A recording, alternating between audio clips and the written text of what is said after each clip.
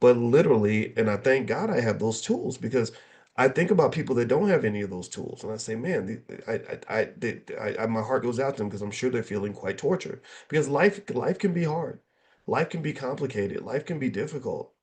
So why not sit down with or listen to even podcasts or talk to therapists and all these people that understand all these tools and just have your little arsenal set up. I mean, think about this again. If you get a job working in that factory and they give you a bunch of tools to learn in the factory, you'll master all the tools because you want to get the job. Well, I think you should master all the tools that are going to help you to do the most important job, which is being a good father, a good mother, being a good human being, being successful in life, being happy, at peace.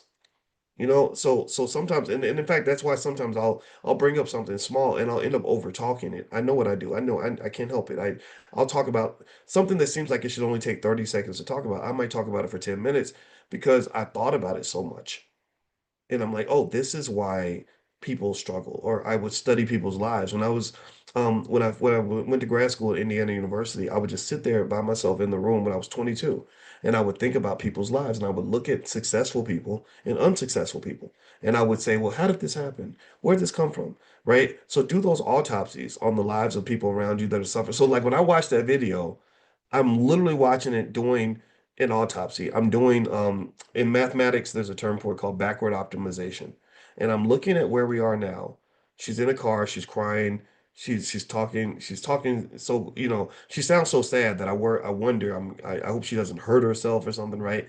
And she's clearly stressed out. She's on the edge and she's financially insecure. And I'm like, how did this happen? How did we get here? Right? You back that up, you got kids. Where'd the kids come from? I'm sure the kids have fathers. Let me interview the dads. What are the dads saying about this? How did you end up here? Like, okay, you're working at Burger King, nothing wrong with that. Food's good. It's not good for you, but whatever.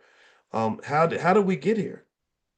Right? And I think that by doing that, that's really what's going to solve our problems as Black people. I really think we have to think about how we build our children as almost like you're building a car.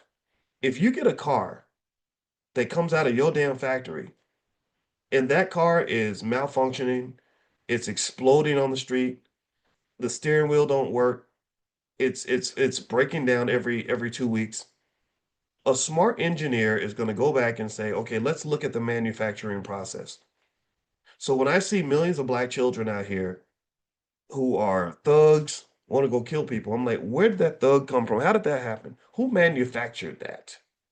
Right? When I see somebody who's struggling as a single mom, I say, well, who manufactured that situation? How did that happen? And the same thing can be true when you see people that are successful, when they figure out, how to be economically independent, how to be mentally healthy, how to have a 50-year marriage. Well, that gets manufactured too. And I really think that that's more valuable than simply saying, well, it's because of the system or it's because of white people. I know the system's going to do what the system's going to do. That's it. But one fortunate thing that you have in America that you don't have in a lot of countries is you have enough personal liberty to circumvent that system if you want to. Nobody said that you have to grow up and work for white people. Nobody said that you have to grow up and be financially insecure. Nobody said that you have to not value education. Nobody's making you do that. They're persuading you, sure, but nobody's making you do that.